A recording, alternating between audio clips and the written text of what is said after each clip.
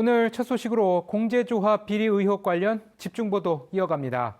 화물공제조합이 지난 2009년 이후 신규 직원을 뽑으면서 공개 채용은 단 한 번도 하지 않았다는 내용의 보도 앞서 전해드렸는데요. 이 기간 100명이 넘는 직원이 모두 조합장이나 조합 관계자가 추천한 지인들로 채워졌습니다.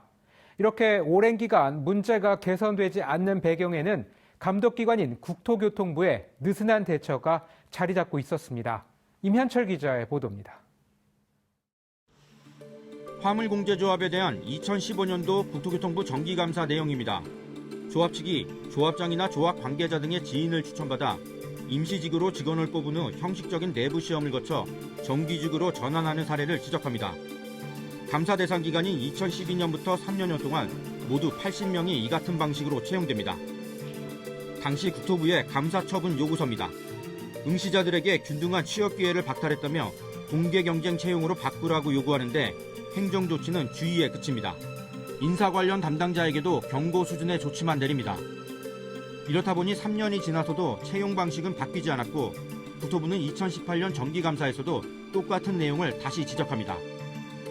15년도에도 똑같이 했고 18년도에도 똑같이 했고. 그래서 18년도에 반 재차 지적을 한 거죠. 지금도 안 고쳐졌잖아요. 그런 부분은 저희가 다시 감사나 집행 실태에 대해서 확인하면서 다시.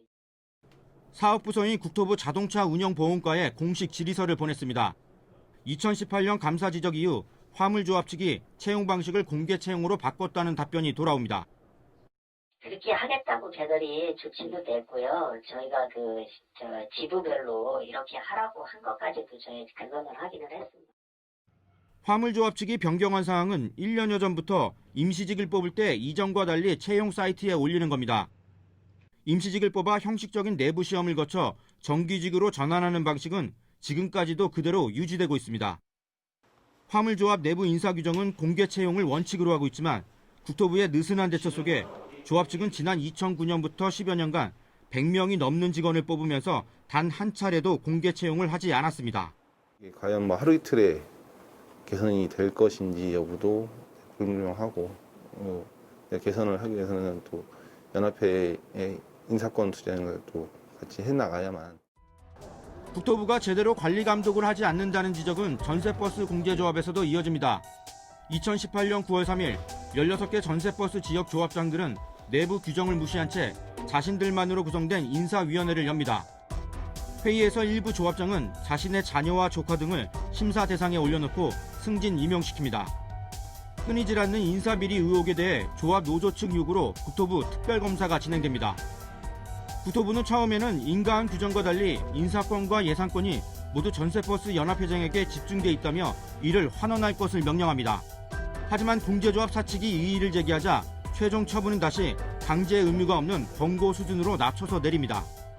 정기감사가 올 때마다 실질적으로 공제 문제점을 다 드러내지는 않습니다.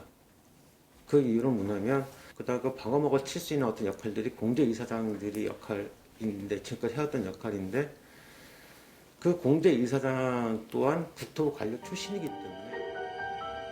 TBS 임현철입니다.